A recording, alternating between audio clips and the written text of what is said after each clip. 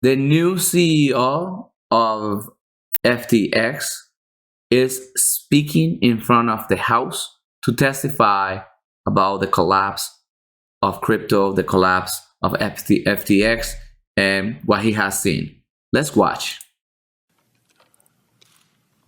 Chairwoman Waters, Ranking Member McHenry, distinguished members, I truly appreciate your interest in this matter, and I hope my testimony can be helpful to you as the committee continues its inquiry into the collapse of FTX and the efforts that are underway to help those who have been harmed. I accepted the position of Chief Executive Officer of FTX in the early morning hours of November 11. Immediately, it became clear to me that Chapter 11 was the best course available to preserve any remaining value of FTX. Therefore, my first act as CEO was to authorize the Chapter 11 filings. I've implemented a 5-part bankruptcy plan, which is detailed in my written statement. Our overarching objective is to maximize value for FTX customers and creditors so that we can mitigate to the greatest extent possible the harm suffered by so many. The FTX Group's collapse appears to stem from creditors so that we can mitigate to the greatest extent possible the harm suffered by so many. The FTX Group's collapse appears to stem from absolute concentration of control in the hands of a small group of grossly inexperienced and unsophisticated individuals who failed to implement virtually any of the systems or controls that are necessary for a company entrusted with other people's money or assets. Some of the unacceptable management practices have identified so far include the use of computer infrastructure that gave individuals in senior management access to systems that stored customer assets without security controls to prevent them from redirecting those assets. The storing of certain private keys to access hundreds of millions of dollars in crypto assets without effective security controls or encryption. The ability of Alameda to borrow funds held at FTX.com to be utilized for its own trading or investments without any effective limits whatsoever.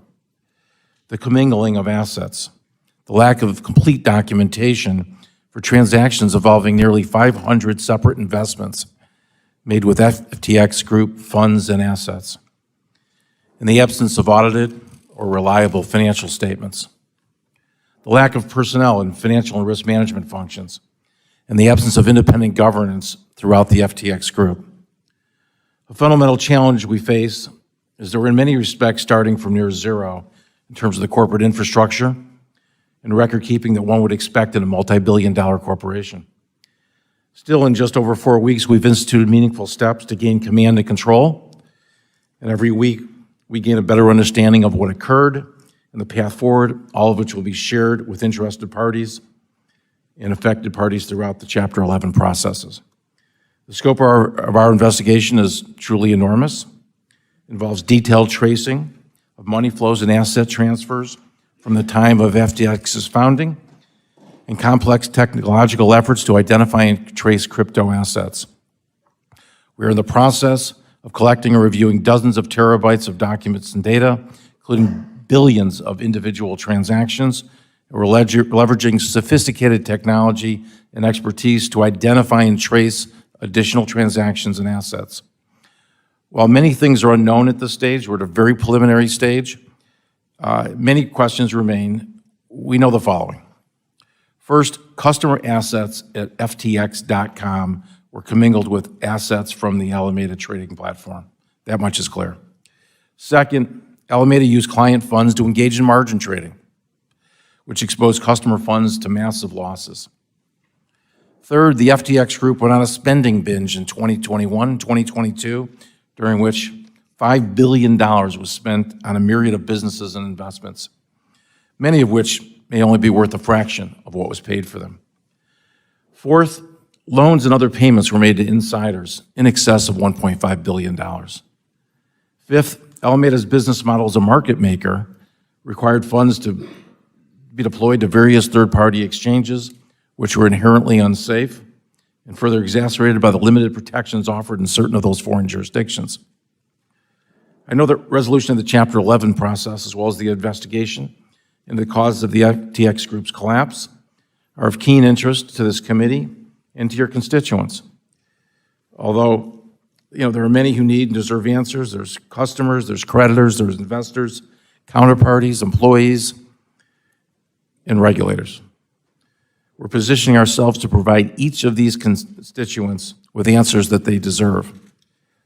Although a bankruptcy proceeding of this unprecedented nature will take some time to run its course, I'm committed to working as quickly as possible to investigate what happened, formulate conclusions, and hopefully inform the committee's work here.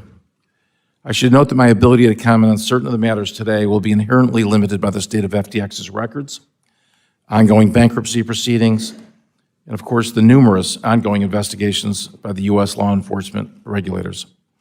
I look forward to answering your questions to the best of my ability. Thank you again for allowing me to present in front of this committee. Thank you. Thank you very much. Mr. Ray, it has been widely reported how FTX shifted customer funds held at the exchange to Alameda Research, which was a hedge fund owned almost entirely by Mr. Bankman-Fried. This allowed the firm to effectively gamble with customer money without their knowledge or consent. If FTX was registered as a securities exchange, several laws would have required the segregation of customer assets and prevented such clear conflicts of interest. Mr. Bankman-Fried also appears to have tried to hide the linkages between the exchange and his hedge fund. Have you seen evidence of such a cover-up? Have you seen evidence that there was any independent governance of Alameda separate and apart from that of the exchange?